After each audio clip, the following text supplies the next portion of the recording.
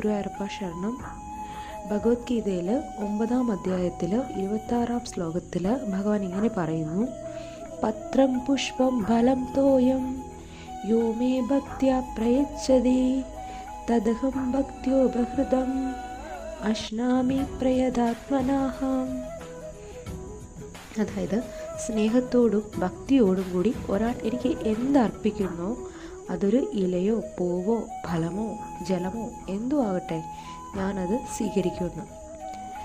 ഇതിലൂടെ നമുക്ക് മനസ്സിലാവേണ്ടത്, നമുക്ക് ഭക്തൻ ആരെന്നതിലും ഏത് നിലയിലുള്ളവനെന്നതിലും പ്രസക്തിയില്ല. ഈ ശ്ലോകത്തിൽ തന്നെ 2 ഭക്തി എന്ന വാക്ക് ആവർത്തിച്ചതിൻ്റെ ഉദ്ദേശം, നമ്മുടെ യോഗ്യത ഭഗവാനിലേക്കുള്ള ഉപാസനയ്ക്കൊരു തടസ്സമാകുന്നില്ല. അവിടെ വേണ്ടത് നമ്മുടെ ഭക്തിയാണ്.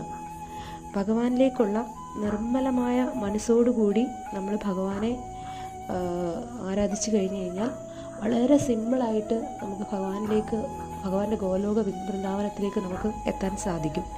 നമ്മൾ ഏത് സന്ദർഭത്തിലും ഭഗവാനെ മറന്നു പോകാത്ത വിധത്തിലായിരിക്കണം നമ്മുടെ ജീവിതം നമ്മൾ ചിട്ടപ്പെടുത്തേണ്ടിയിരിക്കുന്നത്.